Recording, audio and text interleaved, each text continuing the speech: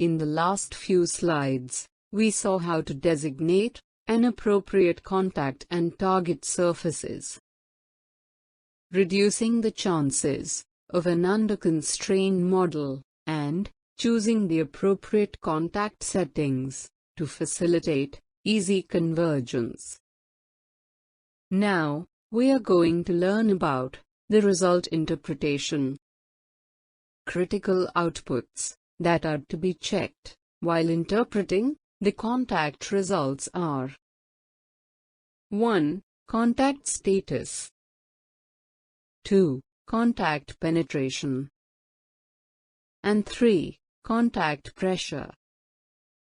There are multiple other result outputs available.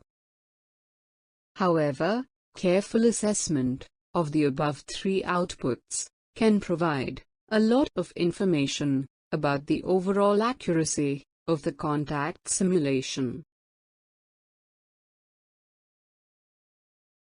We have seen that ANSYS assigns a different contact status to different contact elements based on the gap or penetration and the pinball radius.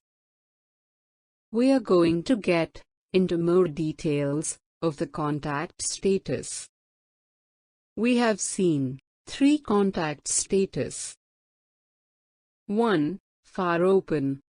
It is designated when contact gap or penetration is greater than the pinball radius. 2. Near open. When gap is less than the pinball radius. And 3. Closed. When there is a small penetration, less than the penetration tolerance. For the frictional contact, in addition to above, the contact status can be sliding or sticking. In a sliding contact, there is a compressive contact load or pressure at the interface. However, tangential stress at the contact interface is greater than the coefficient of friction times the contact pressure. This allows the relative sliding of the surfaces even when the contact is closed.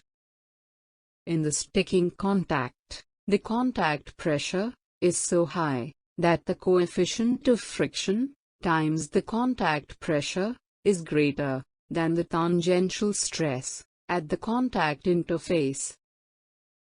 This ensures that the contact and target elements cannot slide with respect to each other in the tangential direction.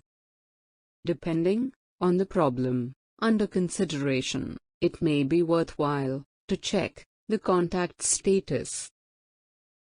For example, a sliding contact in the fixtures may indicate a possible movement of the job during a manufacturing operations. Generally, lower the contact penetration, more accurate are the results. Lower contact penetrations will be associated with the higher contact pressure. In the figures below, initially, the contact penetration was around 5.5 microns, and corresponding contact pressure was around 304 megapascals. When the penetration is reduced to 0.01 microns, the contact pressure increases to around 400 megapascals. In a general sense, the maximum penetration should be less than 5% of the depth of the elements below the contact surface. Now, we are going to see some guidelines on the contact pressure result assessment.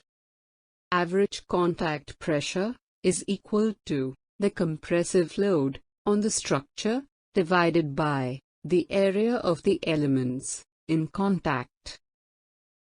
This can be a good check to verify if the results are realistic. As we may guess, a high contact pressure is associated with the high compressive stress in the contact and target bodies below the high contact pressure region. The figure on the left-hand side shows the contact pressure plot. The figure on the right-hand side shows the compressive stresses in the structure. As we can note, in the region where contact pressure is high, high compressive stresses are also observed. This is another good check to verify the contact pressure results. We have seen in the previous slide that high contact pressure will be associated with a high compressive stress in the contacting bodies. It is also possible to have a high tensile stress in the region adjacent to the contacting region. This is because of the local bending of the surface adjacent to the region of high contact pressure. An example is shown in this slide. As shown in the figure, two quarter-circular plates are pressed hard against each other. The top plate is smaller, while the bottom plate is larger. As we can see, there is a high contact pressure, and hence, a compressive stress in the lower plate in the region below the top plate.